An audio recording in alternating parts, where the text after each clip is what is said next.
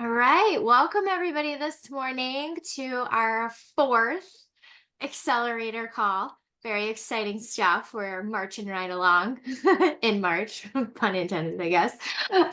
Today we're going to be talking about positioning small businesses for competitive advantage. And so, what's sort of on the agenda? Dana and I are going to lead the conversation today. I'm going to walk you through some trends, some like macro, micro trends to be aware of, and things that we tend to focus on for the space and for the sector. And then Dana's got some really great, actually tactical things that you can do to start building and positioning for greater competitive advantage and exposure and awareness and building customer loyalty and all of those great things.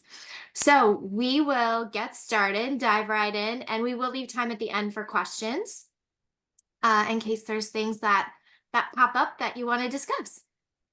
All right, so small business trend review. We're going to be talking about the macro and micro trends impacting the small business landscape for the first half of this conversation. Everybody kind of knows me, but in case you wanted just some more sound bites, founder of Beyond Main, we are a bootstrap technology company that is helping to push WeShop SC along and grow it to be the state's largest destination for small businesses and communities, as well as our parent company, Beyond Main, which is growing to be the national destination for small businesses. So really collaborative and working together at the state and across, as many geographies as we possibly can. My background is working with iconic brands like Wrigley and Vera Bradley, helping them grow their sales distribution channels and also facilitate marketing initiatives for building customer relationships and brand value. My husband is a physics professor, so we are very opposite fields. But where we share and kind of come together is sort of our drive and love of building and creating things and discovering new opportunities in the world. So that's sort of where we tend to align. He's actually attending a physics conference this week in Minneapolis, which I always tell him, like, I'm having way more fun than you are. 13,000 physicists all in Minneapolis, Minnesota. I'm sure that sounds like a great time to all of us, but that's where he is this week. And together we have three young girls who are getting older and bigger by the minute.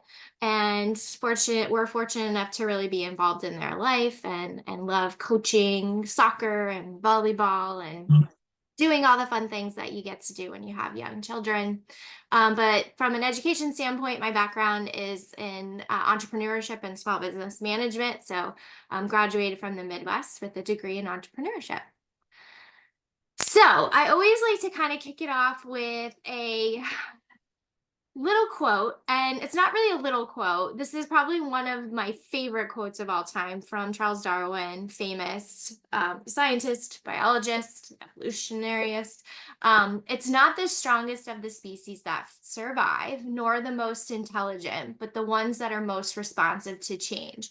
And I feel this so deeply in my bones. When I think about anything that, or you probably can as well, anything in your life where you've realized a successful outcome on the end, it's maybe not always because you were the strongest or the smartest, person on the team or going after that opportunity, but it was likely because you were the one that was willing to kind of adapt and figure out the environment and figure out how to compete in that environment. And so I always like to lean on this quote when I'm feeling like I don't have the answers or I may not feel like I'm the most capable, but if I can just stick with it and figure out the right path forward, typically the success comes along with that. And just be open and responsive to change and adapting. So when we at Beyond Mean and also personally, when I look at like the small business landscape, these are kind of the three areas where I tend to focus or bucket things. So one is on the economic landscape, like what sort of economy environment are we operating in at the macro level, micro level? What sort of influences are out there right now? What's impacting consumer behavior and sentiment at the moment? How are consumers feeling? What are they gravitating towards? Experiences, things, where's sort of their behavior showing and taking form or changing. And then also technology. So technology has definitely been continuing to be a rapid key area to focus on in terms of all the technology advancement that we're seeing. So our job as entrepreneurs is to use a combination of analytics, foresight, and intuition to anticipate the future and position our businesses to thrive in that future. This is a lovely quote by Reid Hoffman, which, if you're not familiar with Reid Hoffman, he is one of the founders of LinkedIn, very successful professional networking site that everyone likely, I think, on the call is probably on and participates in LinkedIn. He also has a great podcast called Masters of Scale and has written a few books. And he's also really migrated into like a social philanthropy and social enterprise just advocate. So I tend to really love some of the things that Reid Hoffman puts out. So take a look at Masters of Scale if you like podcasts. I think it's a really good one.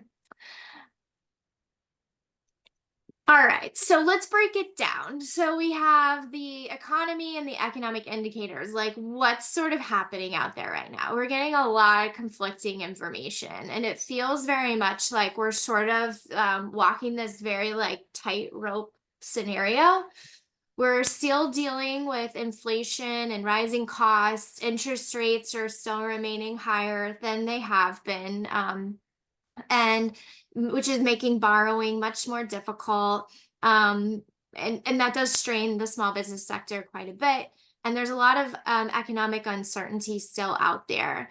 So this is kind of the space we're having to compete in, right? So what is that doing, right? Well, it's causing consumers to have a little bit of higher debt, although rising wages has seemed to kind of keep that in check. So, okay, good. Things seem fine there. Interest rates and access to capital has become more difficult, although it's not really necessarily been preventing new businesses from forming. In fact, we're seeing actually kind of a rise of the gig economy still like pushing things along. So we are still seeing a lot of entrepreneurs still coming to the table. But they don't necessarily have the easiest environment to get started in terms of access to capital to get going. And so borrowing money is potentially much harder. So seeking out alternative sources might be something that is more important now than, was a few years back or 10 years back. And the economic uncertainty is like, influencing, I think, some consumer spending. So in the US, I think our sentiment through the holidays was still really great. There was a lot of activity. Starting to see some areas of consumer pullback slightly, although not at like rising or staggering numbers. So feeling like, this soft landing that we're hearing a lot of economists talk about might actually happen. Like we might be in a good position for a soft landing.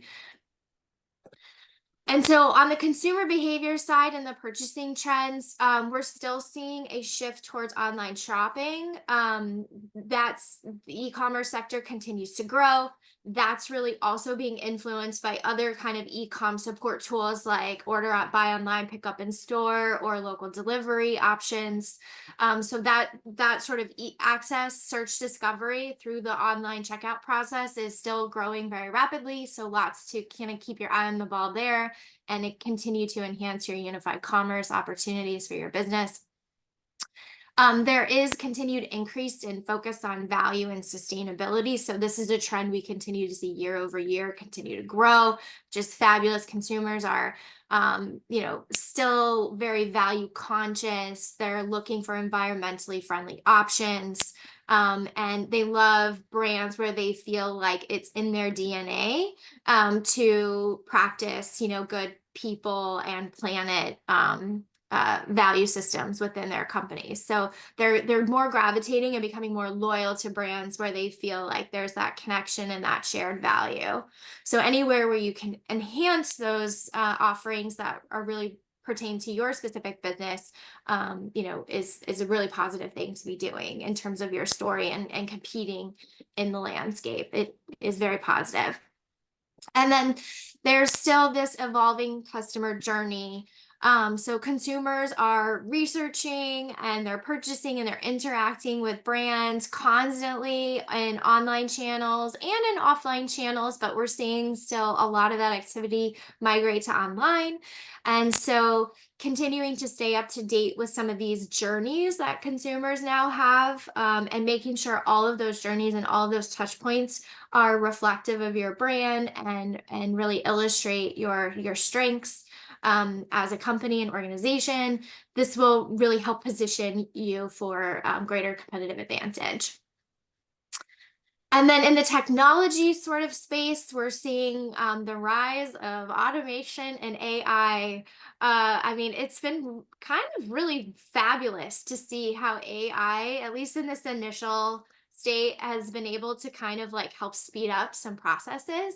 I mean, everything from writing copy for products, for social media, I think it's creating so many efficiencies without adding a lot of cost. And so from, a small business perspective, I think those are a lot of really positive things.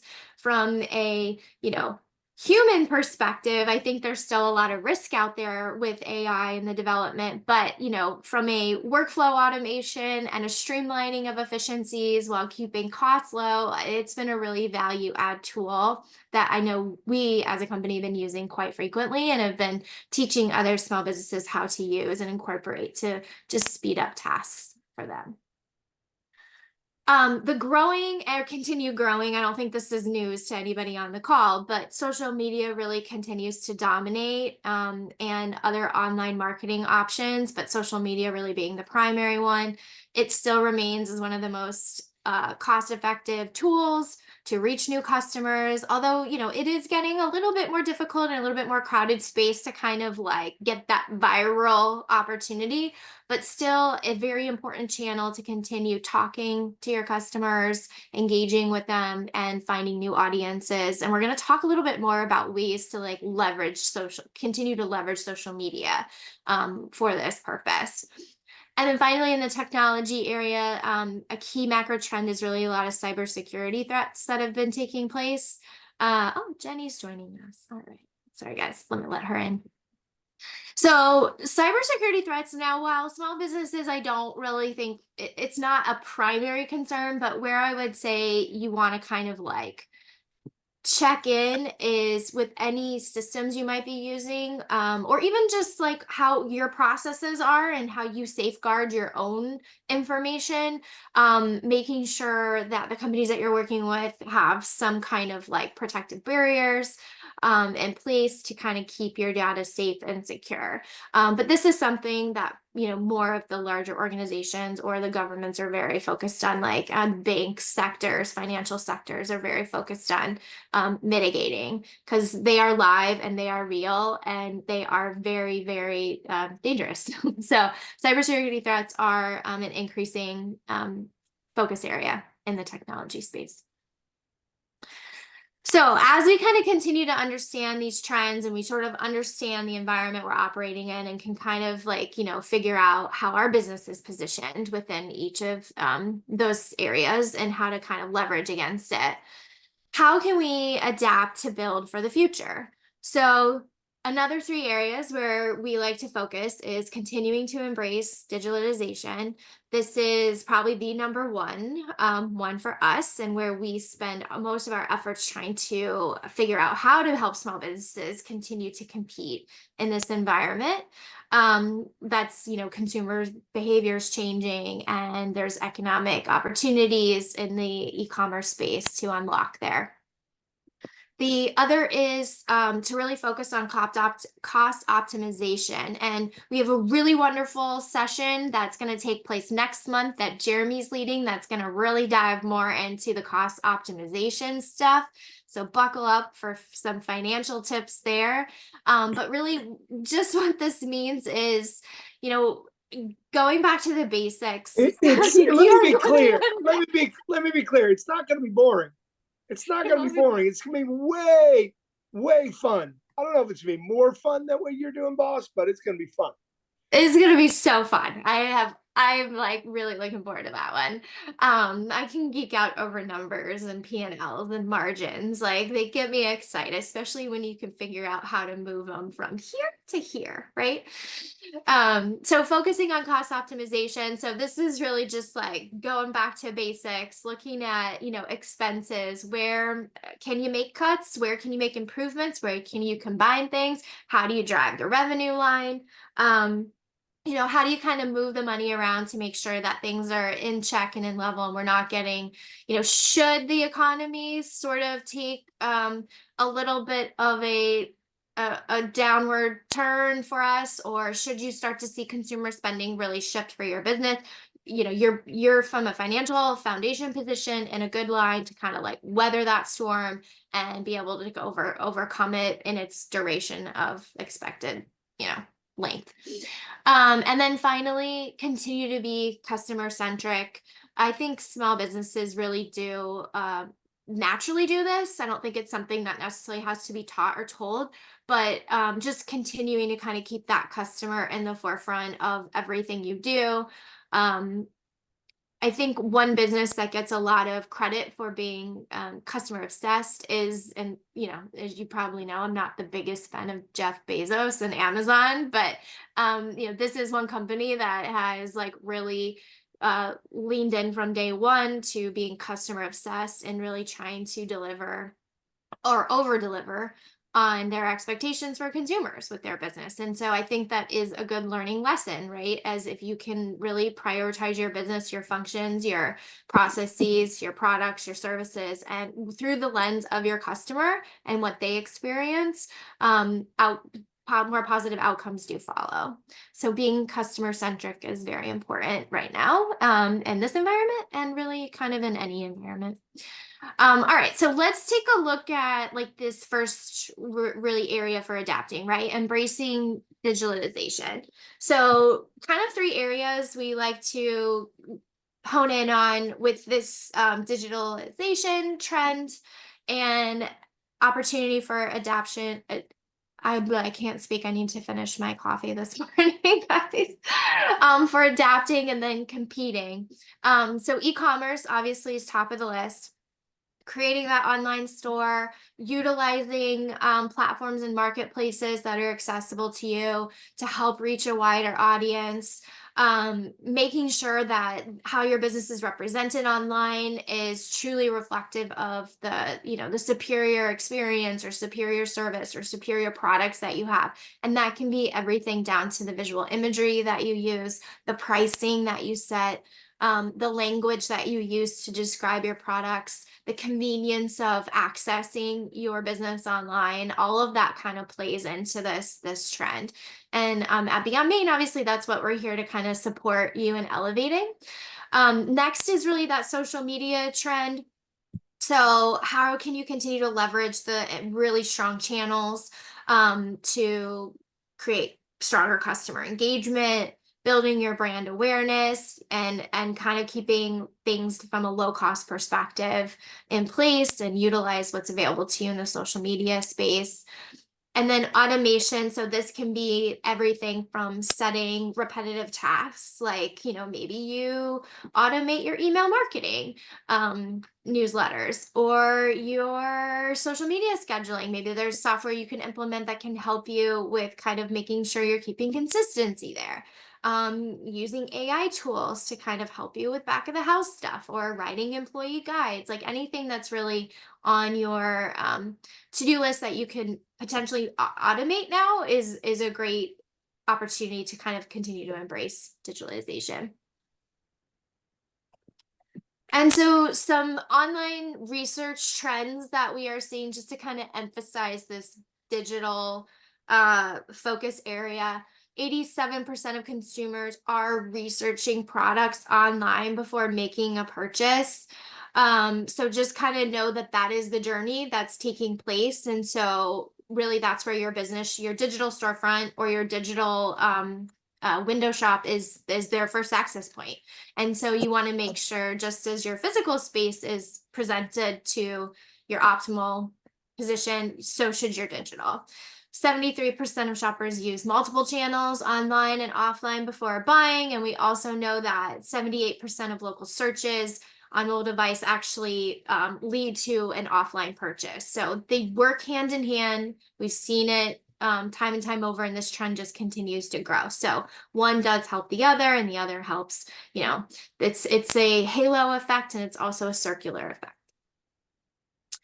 All right, so focusing on cost optimization. So these are some ways that you can kind of take a next level deep into, like, okay, well, what does that mean? How do I optimize for cost? So one key area you might want to take a look at is renegotiating with suppliers. So if you are a producer and you make things and your cost of goods is starting to rise, there's opportunity to talk to your suppliers and see if you can, where price breaks might be possible, whether that's in increasing your buying quantity, or lowering your frequency or increasing your frequency. Like sometimes there's supplier costs you can negotiate there. Sometimes it's terms as well that can be helpful. Reviewing all of your overhead expenses. So kind of going line by line and looking at all of those operational cost areas to see where there could be potential savings, seeking out new partners that might be able to, or groups. Sometimes there's group discounts through organizations you might be a part of where you can save a little bit of costs, or find a new supplier that is can meet your needs and be lower cost. And then considering alternative financing options. So if access to capital is something that's really important to help your business grow and is needed, then there are other sources than just maybe traditional bank loans that may be more difficult to get in this moment, or might not be. But you can always take a look at crowdfunding, or one other kind of sort of within that crowdfunding space. It's a little different, but we sometimes will advise a pre-sale, or a early adopter opportunity to buy in. Those can usually help businesses with their launching a new product or a new segment of product, allowing your customer base, your community, to get an early buy-in at a better maybe discount, to kind of give you the capital to then go out and place that order or create that product in advance. So those are used widely and might be great options for alternative financing. Grants, there's also a number of grants out there. Some of the sites that we tend to follow are Millennial Mogul, grants, opengrants.com. The SBA will sometimes have some great access to grants, as well as your state organization, your Economic Development Authority Association, or your Department of Commerce. It could be housed under either one of them, but they statewide grants, federal grants, as well as just philanthropic grants are out there to be found and applied for. I think there's actually a couple that are going right now, maybe with Barclays, like a small business one. And I think FedEx always runs one in the spring. So there's a few companies that tend to run small business opportunity grants as well. You can pitch your business in for. So the rise of click and collect, and so where there's opportunities for cost optimization, but also additional revenue opportunities. So with click and collect, this just means this is the e-commerce sort of online access point, but it's really more associated with buy online or buy in advance and pick up in store, or reserve in advance and pick up in store, or enjoy in store. So 53% of online shoppers have used click and collect options, and this number has just continued to grow year over year. We continue to see the rise there, and then 70%. We do see 70% higher conversion rates with click and collect fulfillment. So people are very happy with the ability to, it's like we don't see the abandoned carts with click and collect like we do just traditional e-commerce, right? They're completing a task, and then they know they can just saving them time, so they're willing to make the trip. It's just really the act of actually shopping and picking is what they need assistance with. So that's great. And then 20% more is spent in store by customers who use click and collect. So not only are they taking care of the things they need to know and get done online and making the trips to the stores, but then they're also spending 20% more once they get there. So there's always still this opportunity for additional selling and engagement with customers, even at the time of pickup. So taking a look at this could become customer centric, or just continue to evolve your customer centric approach.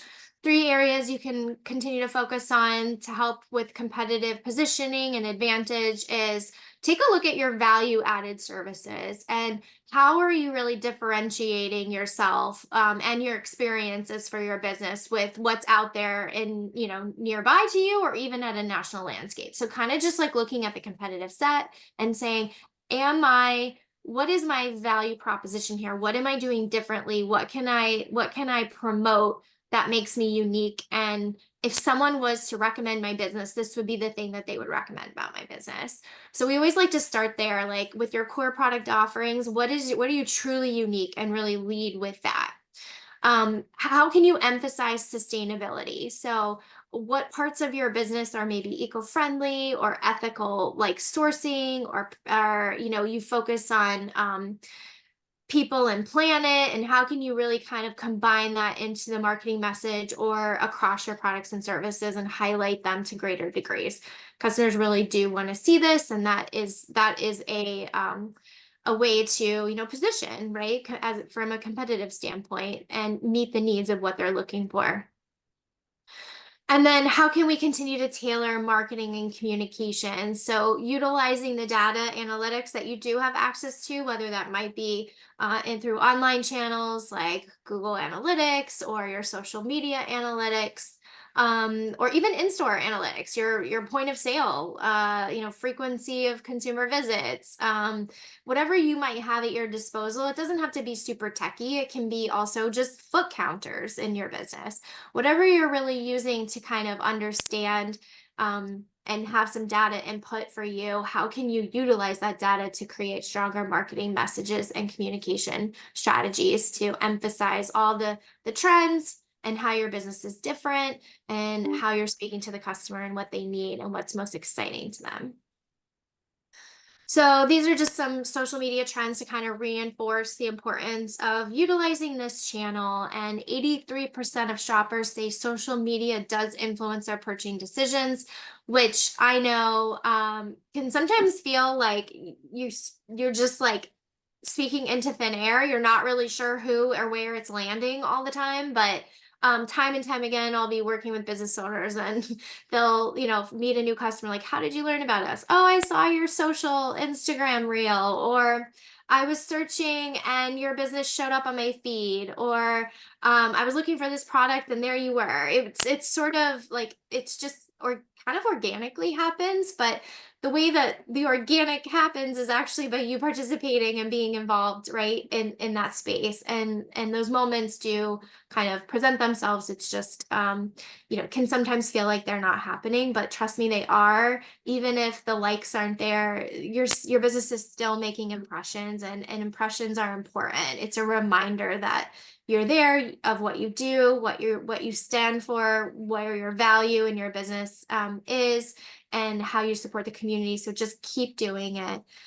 It is a good practice and it does make a difference.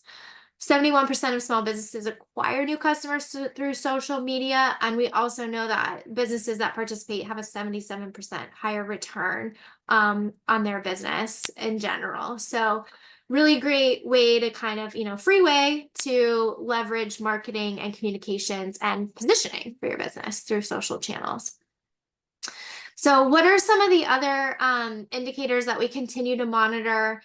So these are some things that may just be more specific to you and your business. We talked a lot about sort of just overarching themes today and like strategies and ideas to kind of compete in just the small business space in general, but there are some things that could also influence your strategy that we always like to kind of like hone in on, and you can do a little bit more research and investigation there.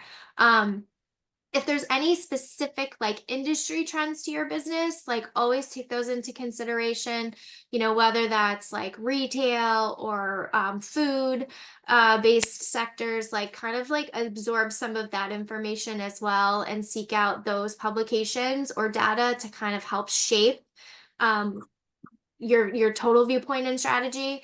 Any local economic indicators, so for instance, this could be something like construction in your town is taking place and it's impacting your physical brick and mortar business, or there could be a host of things, but that would be one where you would need to maybe adjust a strategy or approach.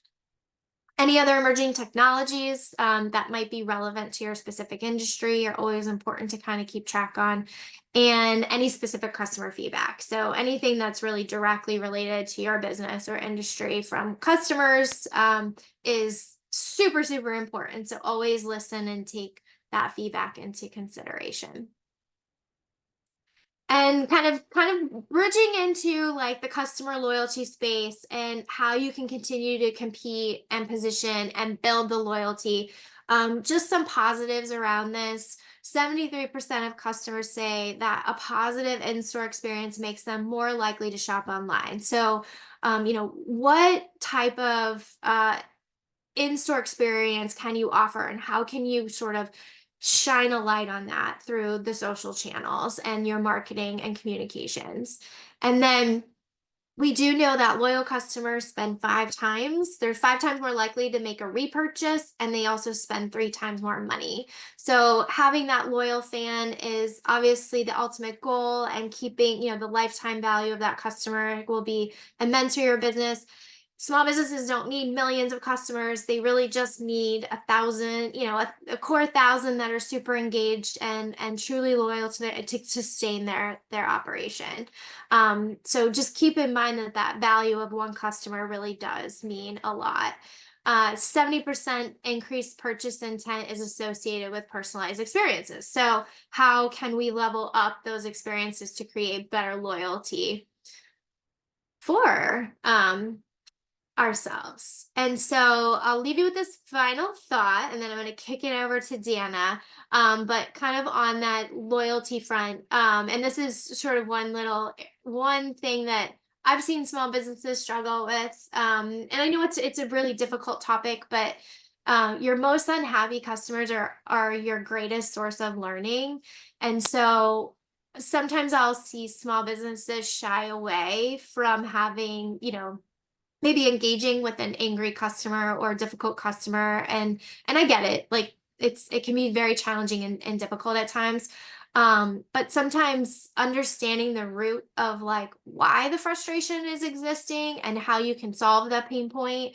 I know we've really tried to adopt this because there's things that go wrong, and we understand, like we just want to prevent them from the future. We want to make sure we're alleviating pain points in the future. And if there's a situation that's occurred, how can we help create intervention points that prevent it from the future, but how can we understand what went wrong in the process and what the consumer expected it should have been if it wasn't designed that way? So I would say try your best to, even when it's not always the easiest, to engage with the customers that are maybe the grumpy ones or unhappy, because sometimes and most often you'll learn something new from them on that you'll take away. Even though you may not agree like with like their position, you'll likely learn something new that will influence your business in a positive manner for other customers, and maybe solve that ones and maintain a relationship in the end. All right, so with that, I'm gonna throw it over to Dana to talk a little bit about some tactics you can use to continue to position and strengthen and build customer loyalty. Awesome. So I'm going to talk a little bit about, as Kate mentioned, right, how you could position yourself, gain that competitive advantage, but doing it through collaboration and kind of what those opportunities look like for your small business. So collaboration, right, strategic partnership formed when businesses work together. It's toward goals, resources, expertise. And so it's really, it could be among two businesses, it could be among two or three. But I'm going to kind of give you guys some ideas of what to look for in a collaboration and how you could add value to kind of gain that, strategic advantage in the market.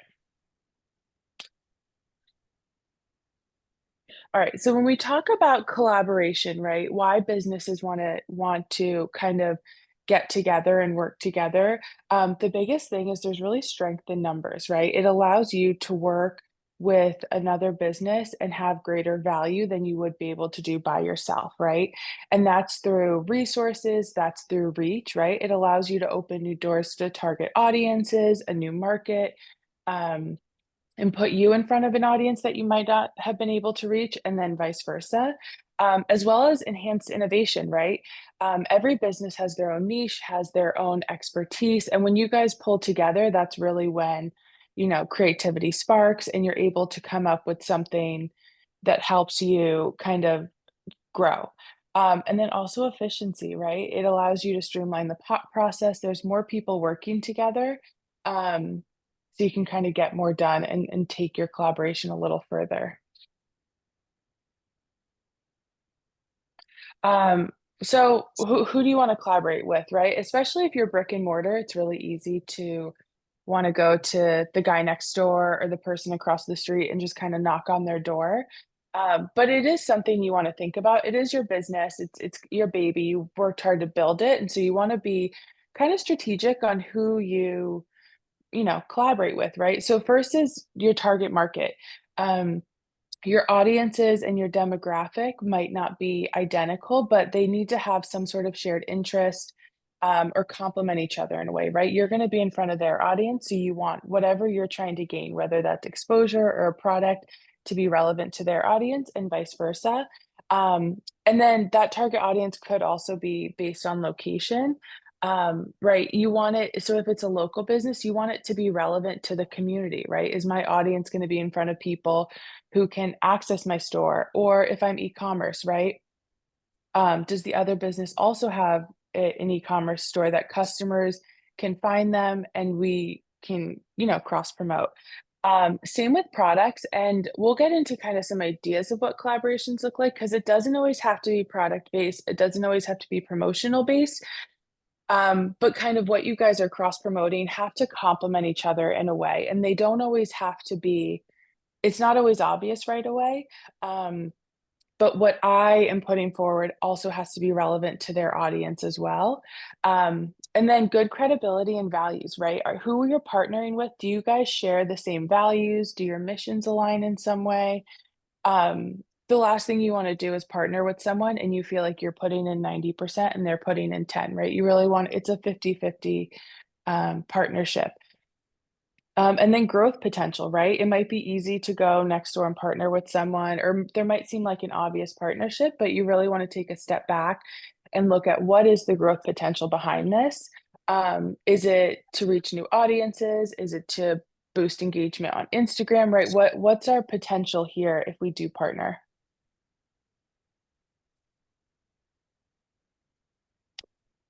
So when we talk about ideas, right? This is a long list. I could have made this list 5 times longer, but I love working with businesses to kind of spark that creativity of what are your opportunities here with collaboration, right? It could be on a really small scale. It could be something like a digital collaboration and it's a 1 week giveaway and that's it, right? So um, if you guys both are looking to gain exposure online, you can host a giveaway or a contest on Instagram. You can do something like host an event or a workshop, co-create a limited edition product. So a real life example is I used to work with a co-workspace that partnered with a local candle maker who created a custom scent for that co-workspace. So people would smell it, that candle maker got exposure and sales, and that small business was kind of elevating their brand because that scent went into like, "Oh, I know that scent, that's the co-workspace." Um, you could create a limited time menu item, a product, package deals. You could even do something like classes are always really great. And then behind the scenes, right, if it's not a public facing collaboration, there are opportunities to pull resources as well, right? So an example is collaborating to pull resources for a photo shoot, right? The boutique brings the clothes, the jewelry store brings the accessories and the jewelry, and they're both able to get content, high def photos, and they were able to kind of come together and collaborate in that way. Um, the last real life example I kind of want to give you guys is it wasn't an obvious collaboration, but it was one that ended up, becoming a long-term collaboration. Was a boutique teamed up with a interior designer. And that designer was really looking for collaboration opportunities for exposure, right? She was new to town, her name hadn't been out there, and she really needed to get her name and that brand recognition. So she started designing the storefront for this local boutique, right? So they gained value in that they had a beautiful storefront. It gained traction. It really helped them with their like visual aspect. And then this designer was able to get that brand recognition. And then they took it to social media, right? People loved it so much that people were able to vote and gain engagement that way. So it was like an in-person and then a digital collaboration that it wasn't something that you think, it didn't feel natural, but it ended up working and both parties won.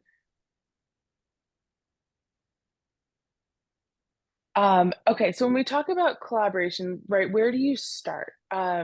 So first would be looking at your own individual business, right? What do you really want to gain um, kind of that exposure in, right? Do I want to grow my social media? Do I want to boost my sales?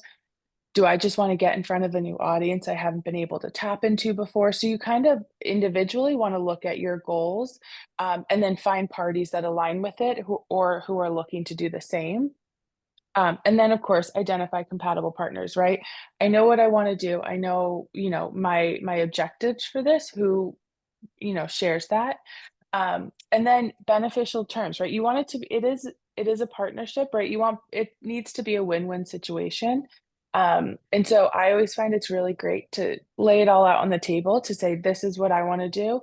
This is what you want to do. How can we collaborate? So we're both kind of gaining that exposure to a new target audience. Um, and then communicate. It's really fun to come up with the idea and execute it, but you really need that follow through. So, for example, if it's an engagement on Instagram or a giveaway on Instagram, it's not a one and done, post it and then you're done, right? You should have a longer term plan to be like, this is how we're going to engage our audience. This is how we're going to market the giveaway. And this is how we're going to do it through our channels. So, we can get in front of each other's audiences. And then lastly, measure the results, right? You might find you want to know what our audiences didn't seem to overlap the way we thought. Or you could say, this was a great collaboration, like the interior designer, and you guys keep it going to continue gaining that exposure. And then these are some fun ones I just wanted to throw in there because I think it gets your brain, switched into that creative mindset. These are bigger brands, but it does show you that things that you don't think would be a great collaboration end up being really fun.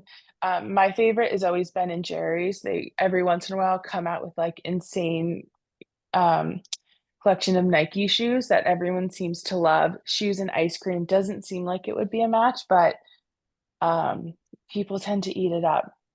Same with the Crocs one. And then this body care one I thought was really cool. They partnered with a paper company and they helped them design their new packaging. So the paper company was able to kind of showcase their skill set and their design expertise. And then this company was able to get new, beautiful packaging. So it just kind of gets you in the mindset of the collaborations aren't always obvious, but with creativity, you can really have a strong um, partnership.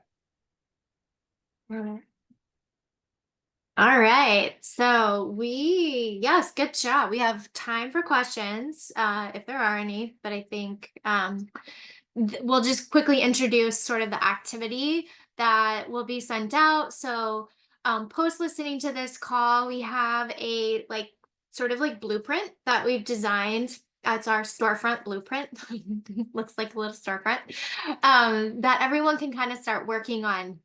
And basically, the anatomy of this blueprint, we actually designed this with Monmouth University's Center for Entrepreneurship. We conducted some small business development training sessions with them, and we found this to be a really, really like helpful tool in sort of synthesizing a lot of the content and information that was discussed. And so if you think about it, this is sort of your house, right? Or your storefront of your business. And on the base of it, you have your unique value proposition that you're clearly identifying or wanting to enhance. You're kind of identifying who are your core key customers, what are your core key channels, or what areas do you want to expand into channels and begin selling through. And then what are your primary revenue streams, and kind of like understanding that's your foundation, right? And then moving to the top, like your vision and your why is really sort of giving you the roof, right? It's giving you the purpose. It's giving you the reason of why your business exists, and why you operate the way you do. And then sort of sandwiched in the middle there is really all of your opportunities that you feel like are existing and out there for your business that you'd want to start to take advantage of, and the challenges that might get in the way of achieving those opportunities. Just kind of noting them, being aware of them, and then what are your priority goals that are going to help you get there. And so this is just like a really simple synthesized storefront plan canvas that you can work through post today's call, that can hopefully give you some kind of clear on a one page direction of where you want to go and what you want to continue to work on in building and evolving and adapting your business. So with that, that brings us to the end of our content. So I guess if there's any questions or comments, we can kind of move on to a final few minutes of Q&A or open discussion. So I'm going to stop sharing my screen, and I'll go ahead and stop the recording.